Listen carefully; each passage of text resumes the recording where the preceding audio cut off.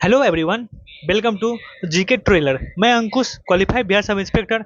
दोस्तों, हम लोग के पास सेकंड शिफ्ट का पेपर आ चुका है।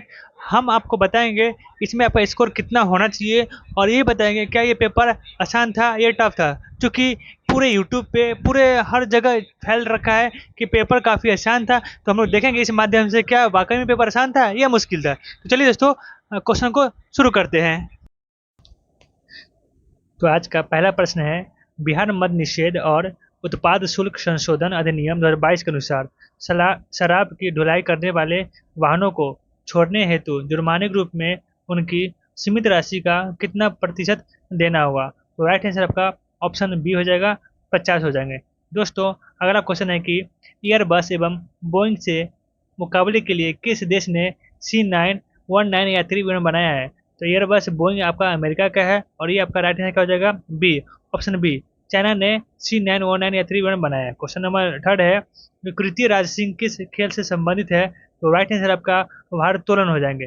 दोस्तों, नेक्स्ट क्वेश्चन लोग का 4 है कि बिहार उद्योग विभाग द्वारा जारी औद्योगिक विकास रैंकिंग 2022 में किस जिले ने सर्वोच्च स्थान प्राप्त किया है। तो राइट आंसर क्या हो जाएगा, ऑप्शन सी हो जाएगा, सिवान। क्वेश्चन नंबर 5 है दोस्तों कि मौलिक अधिकार को लागू करने के लिए न्यायालय निम्नलिखित में से किसे जारी कर सकता है। तो मौलिक अधिकार के लिए वो क्या होता है, ऑप्शन बी, रिट जारी होता है। क्वेश्चन नंबर 6 है कि निम्नलिखित में से कौन सा बांध महानदी पर स्थित है।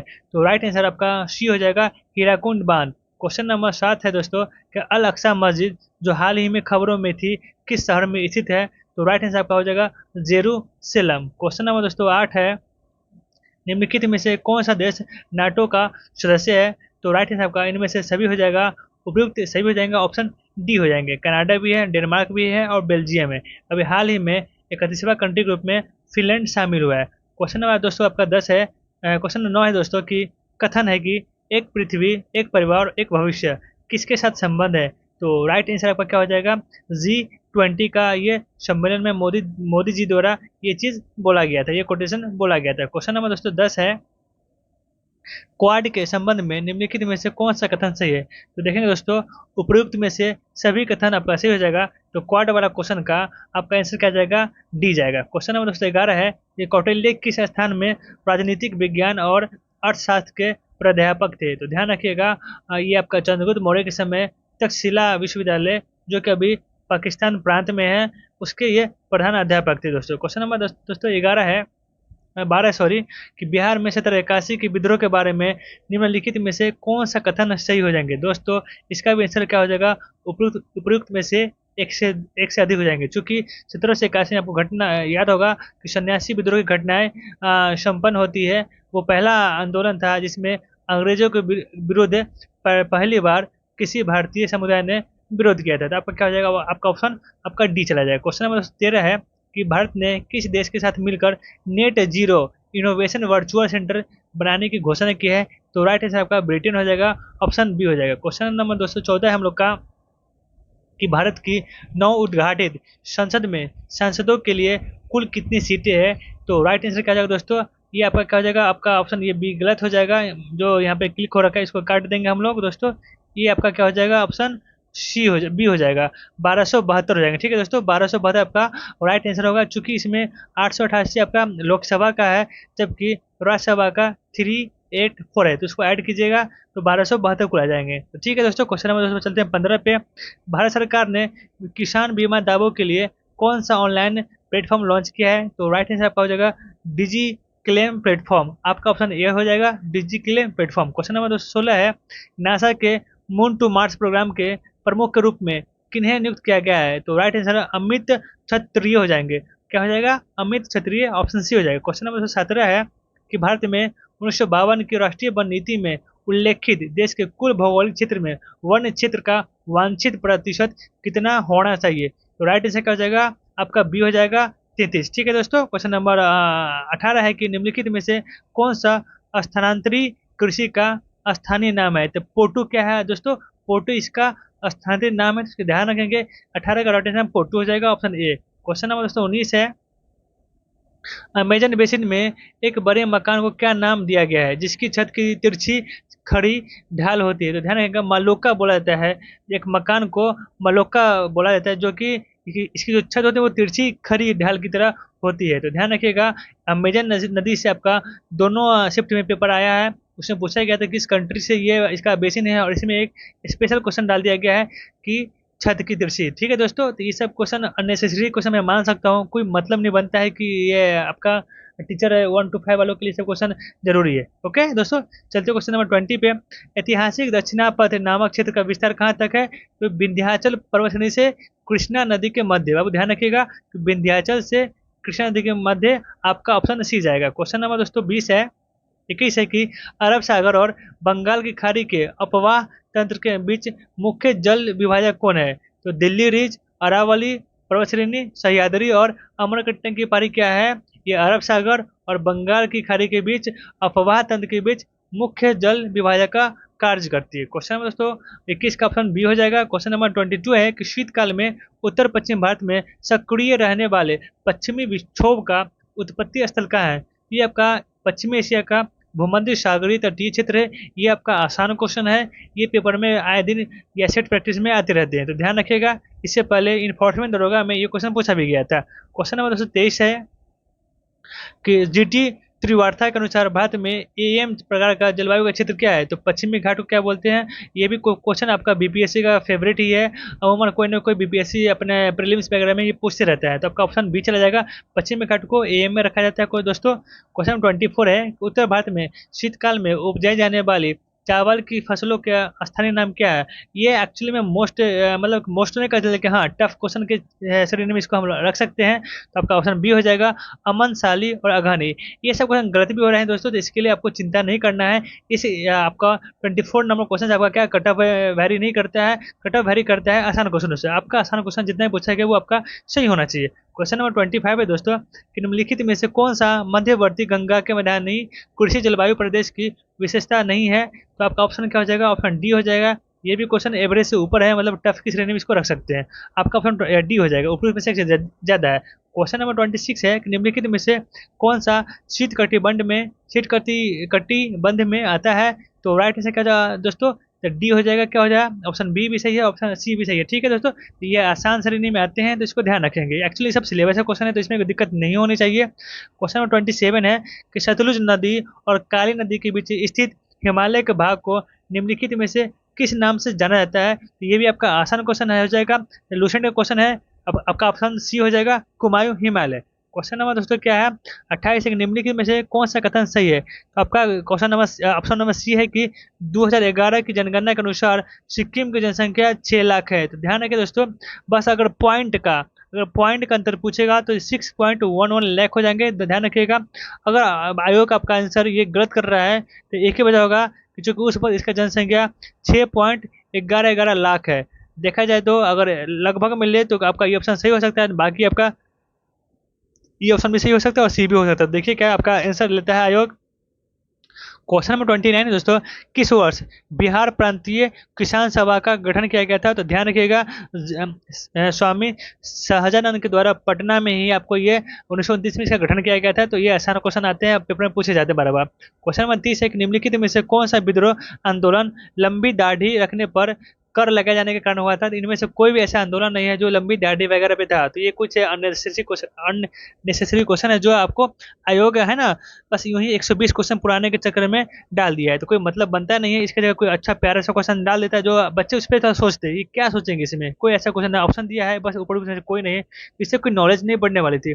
बस बेमतलब का 120 क्वेश्चन बस पूरा के दे दिया है कि जाओ बच्चे करके आ जाओ। ठीक है दोस्तों, समझिएगा पेपर कैसे कितना खराब डाला गया बीपीएससी के द्वारा। क्वेश्चन नंबर 31 है दोस्तों, किस षड्यंत्र के मामले में 3 अंग्रेजों को साजिश करने के लिए कारागार में अवरुद्ध किया गया है? तो ये महत्वपूर्ण क्वेश्चन है, इसका आंसर क्या हो जाएगा? मेरठ षड्यंत्र मामला में क्या होता है? 3 अंग्रेजों को साजिश किया जाता है, उसी में वो मेरठ षड्यंत्र का मामला बनता है। तो क्वेश्चन नंबर 31 का आंसर आपका ए हो जाएगा। क्वेश्चन नंबर 32 है कि पूना पैक्ट का उद्देश्य था तो दलित वर्गों का राजनीतिक प्रतिनिधित्व। तो आपका ऑप्शन क्या हो जाएगा? 32 का ए सही हो जाएगा, और ये आसान क्वेश्चन है दोस्तों।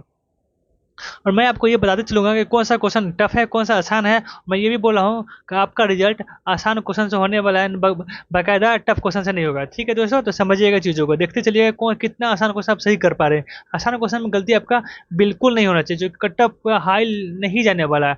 मैक्सिमम आपका 75, तो मैं बहुत ज़्यादा बोल रहा हूँ, 65 बहुत ज़्यादा ऊपर हो गया, 65, 55, 65 ये आपका रेंज रहेगा हर कैटेगरी का। तो ध्यान रखिएगा दोस्तों, आसान क्वेश्चन आपका कितना सही हो रहेगा, आप अपना कमेंट में आपका नंबर बताइएगा। क्वेश्चन 33 दोस्तों, कि प्रथम अखिल भारतीय कांग्रेस समाजवादी सम्मेलन कहाँ हुआ था। ये आपका क्या हो जाएगा, राइट आंसर पटना हो जाएगा। 33 का आपका आंसर सी हो जाएगा। क्वेश्चन है 34 का, biography of Kunwar Singh and Amar Singh का लेखक कौन है। तो ये आपका टफ क्वेश्चन हो गया।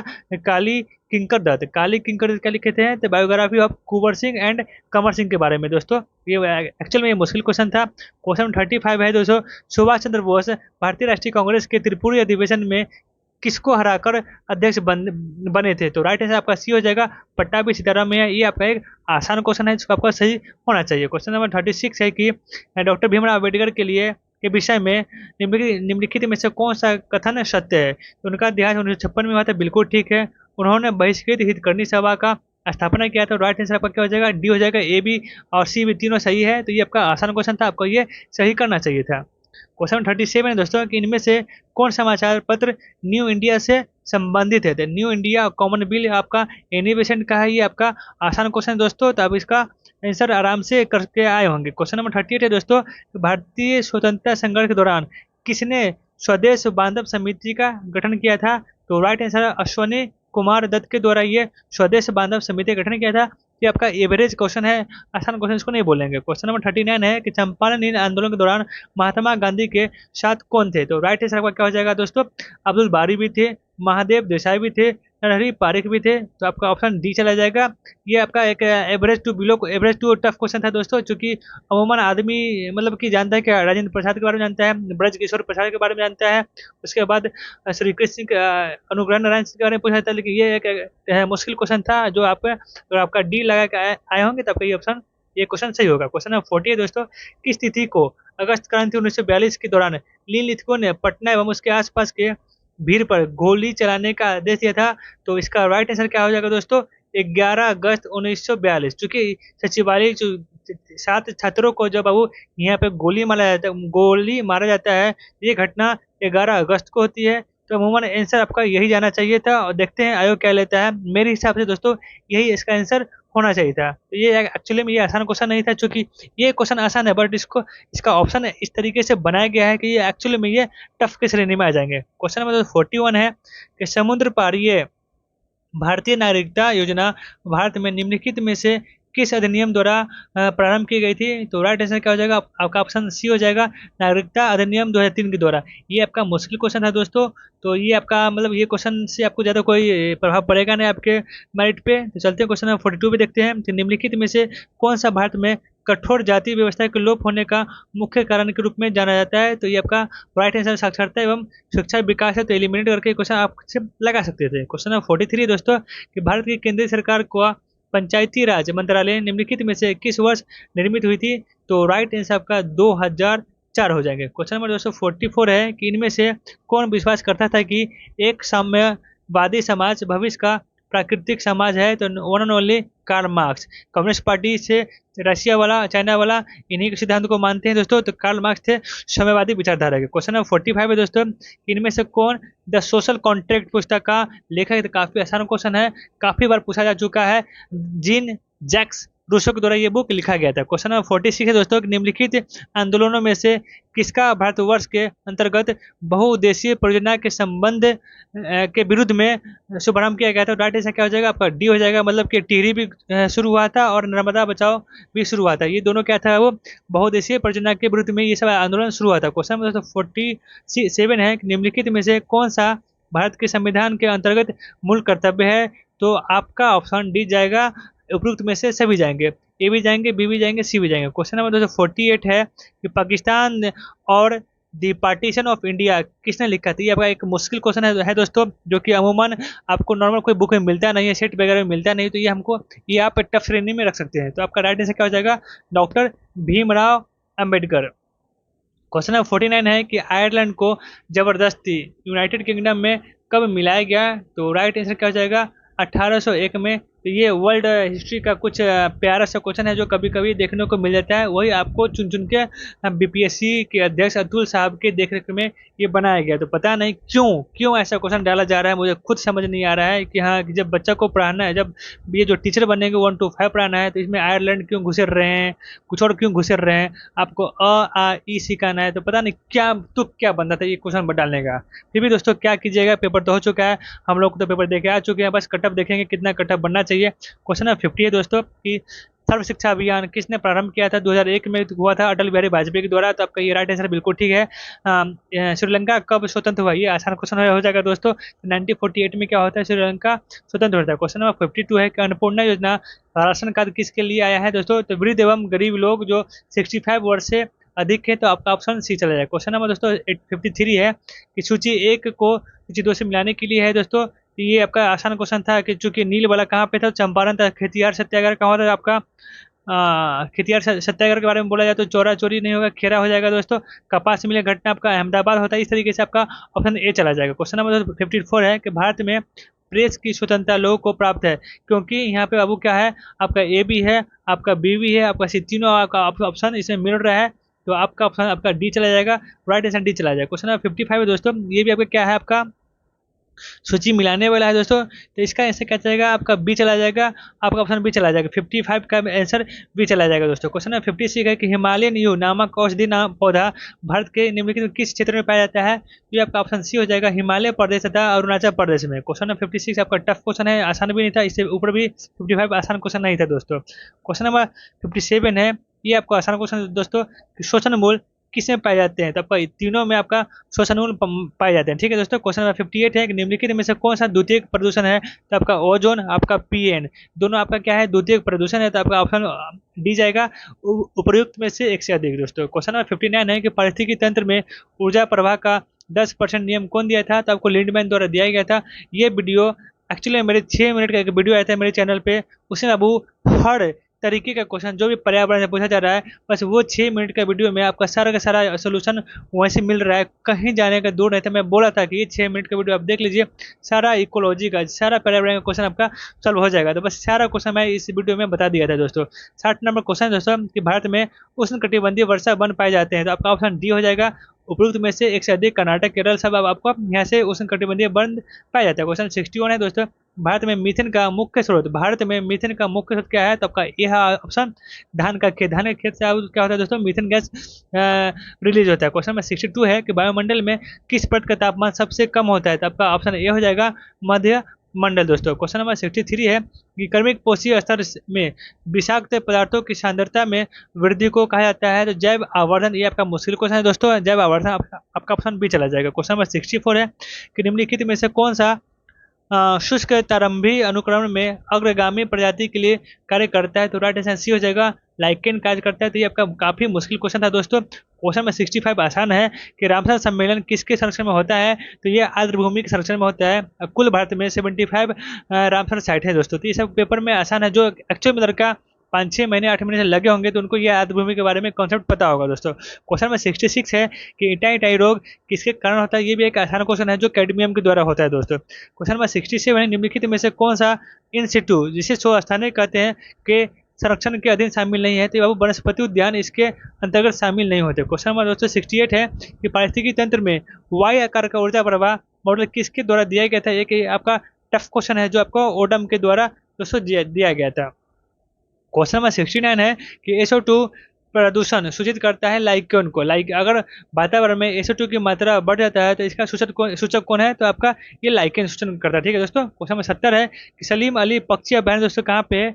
ये आपका सलीम अली पक्षी अभयारण्य दोस्तों जम्मू कश्मीर और गोवा, यही दोनों में से कहीं जगह था जो इसमें ऑप्शन में से नहीं है। तो आप इसका आंसर क्या मार सकते हैं? ऑप्शन ई मार सकते हैं। ठीक है दोस्तों। क्वेश्चन नंबर 71 है कि IUCN का मुख्यालय कहाँ है? तो ग्लांड स्विट्जरलैंड में है दोस्तों। 71 का सी चला जाएगा। क्वेश्चन नंबर 72 है, एक पोषी स्तर से दूसरे पोषी स्तर में कितने ऊर्जा अवशोषित होते हैं? तो राइट आंसर आपका बी हो जाएगा, 10%। बस वही है 6 मिनट का वीडियो हमारा जो अपलोड किया गया था उसमें सारा क्वेश्चन ये बताया गया था पर्यावरण के बारे में। क्वेश्चन नंबर दोस्तों 73 है। इसमें रीजनिंग क्वेश्चन दोस्तों, तो इसका राइट आंसर क्या जाएगा 8। 73 में जो 3, 8, 18, 21, 31, 41 है, इसमें वो कौन गलत है, तो आपका 8 गलत हो जाएगा। क्वेश्चन नंबर 74 है बाबू, ये क्या था, एक गलत संख्या बताना था दोस्तों, तो इसमें से गलत संख्या आपका 100 हो जाएगा। जो बच्चे ने 100 टच करके आएंगे उनका सही होगा। क्वेश्चन नंबर 75 है दोस्तों, कि 75 का आंसर क्या जाएगा, तो ये अब क्या होता है, इसका आंसर ई जाता है, इसका कोई भी अब इक्वेशन सत्य नहीं है। क्वेश्चन नंबर दोस्तों 76 है, ये आपका ब्लड रिलेशन क्वेश्चन था, जिसमें अब इसका आंसर होता है मदन करण का भाई है। जो कैंडिडेट करण का भाई मार के आएंगे मदन को, उनका सही होगा। क्वेश्चन नंबर 77 है दोस्तों, कि YTO के बाद क्या आना चाहिए, तो इसका राइट आंसर क्या हो जाएगा J और E। ऑप्शन आपका सी बिल्कुल सही है।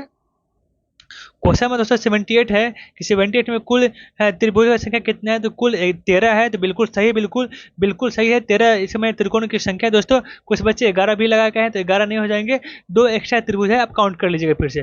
क्वेश्चन नंबर दोस्तों 79 है, इसमें क्या है, डायरेक्शन का क्वेश्चन है, कि आशा 3 किलोमीटर चलती है, तो इसका आंसर क्या हो जाएगा, ऑप्शन बी हो जाएगा। ऑप्शन बी आपका पश्चिम जाएगा। ठीक है दोस्तों, जो कैंडिडेट पश्चिम लगा के आए होंगे उनका सही होगा। क्वेश्चन नंबर 80 है, इसमें क्या बताना है, गलत संख्या बताना था दोस्तों, तो इसमें करना क्या था, पीछे ये 84 को 28 को ऐड कीजिएगा, तो आपका आंसर 112 हो जाएगा। फिर 112 को 84 में ऐड कीजिएगा तो 196 हो। इस तरीके से आप आगे बढ़िएगा तो 872 के बारे में दिखेगा, तो 872 से पहले 308 है, 504 को इसको ऐड कीजिएगा तो 872 नहीं आएंगे दोस्तों। तो राइट आंसर आपका क्या हो जाएगा, आपका ए हो जाएगा। क्वेश्चन नंबर 31 है दोस्तों, 31 में क्या कुट आपको चुनना था कि एंड किसके लिए है, तो एंड आपका 8 के लिए आ जाएगा। ऑप्शन ए बिल्कुल ठीक हो जाएगा दोस्तों। क्वेश्चन नंबर दोस्तों हम लोग देखेंगे कि 82 है, इसमें क्या है दोस्तों, एक्चुअली में इसमें क्वेश्चन पूछा जाए कि एक 6 सड़कें एक देश की ओर जाती है, तो इस टाइप का क्वेश्चन आंसर क्या जाएगा, तो इस टाइप का क्वेश्चन एक्चुअली में दोस्तों छूट गया है। ठीक है दोस्तों, इसको देखेंगे हम लोग लास्ट में, मैं कमेंट में पिन कर दूंगा, आप लोग 82 का आंसर वहीं देख लेंगे। क्वेश्चन नंबर 83 है, किसी निश्चित कूट में दिल्ली को CCIDD लिखा गया है, इस तरीके से बम्बे को ऑप्शन ए AMJXVC लिखा जाएगा। ठीक है दोस्तों, 83 का आपका ऑप्शन क्या हो जाएगा, ए हो जाएगा। क्वेश्चन नंबर दोस्तों 84 है, कि बिना दोहराव के अंक 0, 1, 2, 3, 4 को उपयोग करते हुए कितनी 4 संख्या बनेगी, तो इसका आंसर क्या हो जाएगा, ई हो जाएगा।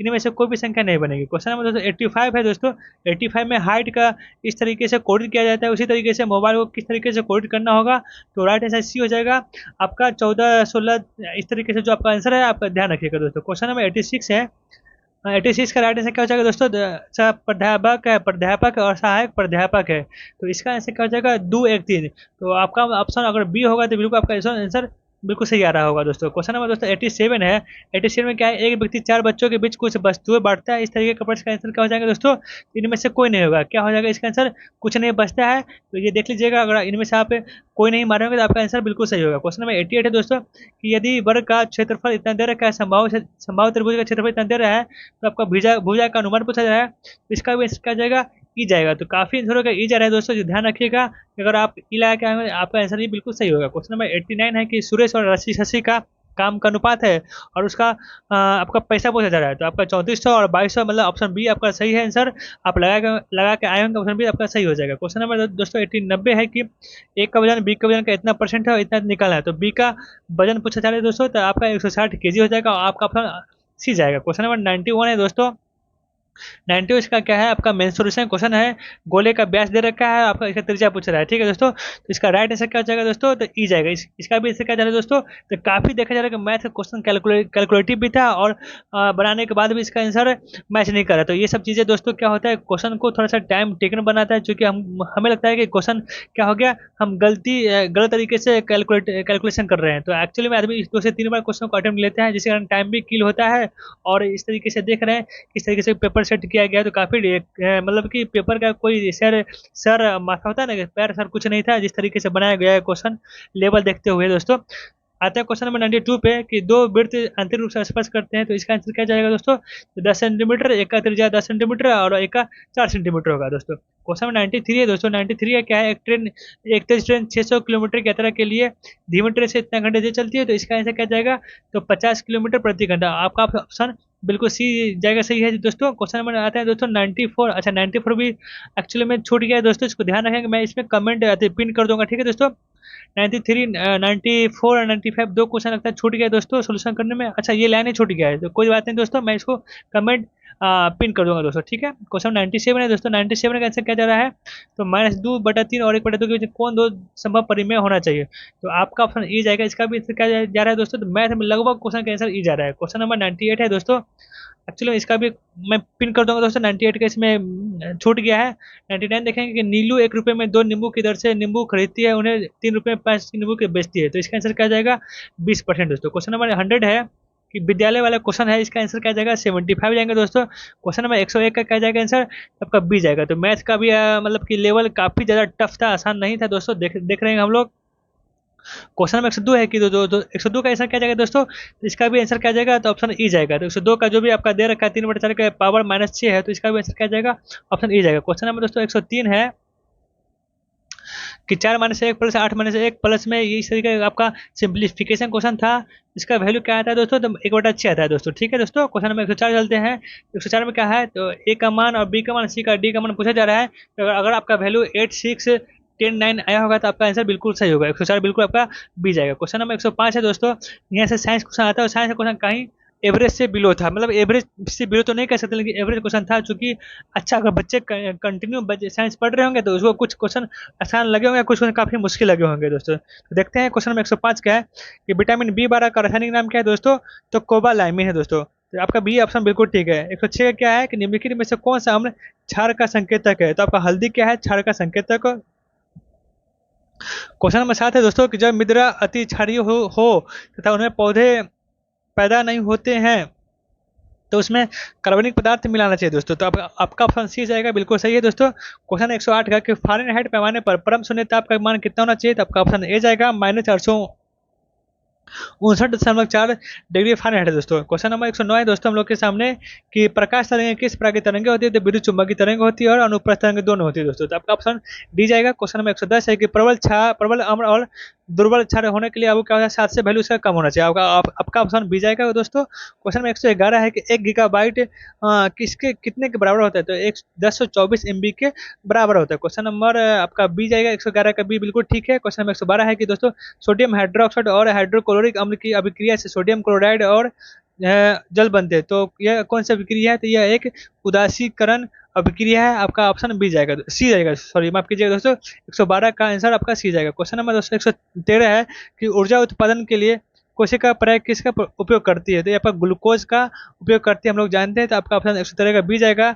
114 का बिल्कुल क्या दोस्तों क्या है, पीयूष ग्रंथि के बारे में बोला जा रहा है, जो आपका तीनों स्टेटमेंट क्या है सही हो जाएगा, तो उपयुक्त में से आपका डी बिल्कुल ठीक है दोस्तों। 115 क्या है, तो मस्तिष्क के कौन सा भाग रक्तचाप को नियंत्रित करता है, तो राइट आंसर आपका क्या जाएगा, डी जाएगा। सब इसका हाइपोथैलेमस भी होता है, सेरिब्रम भी होता है दोस्तों, मेडुला भी होता है, तो तीनों आपका ऑप्शन डी जाएगा। तो 115 का भी ऑप्शन आपका डी जा रहा है। क्वेश्चन नंबर 116 है दोस्तों कि भू स्थिर उपग्रह घूमता है, तो आपका ऑप्शन बी बिल्कुल ठीक है। स्थिर ऊंचाई पर 36,000 किलोमीटर पर क्या होता है बाबू, ये स्थिर किया जाता है दोस्तों, ठीक है दोस्तों। क्वेश्चन नंबर 117 है भाई कि प्रिज्म द्वारा सफेद प्रकाश के परिक्षेपण में कौन सा रंग अधिकतम विचलित होगा, सबसे ज़्यादा बैंगनी होता है, सबसे कम लाल होता है, तो ये साइंस का मतलब कि लाइट से दोनों शिफ्ट में पेपर पूछा गया है, तो ये कॉमन क्वेश्चन है, इसमें कोई दिक्कत नहीं होना चाहिए बच्चों लोग को।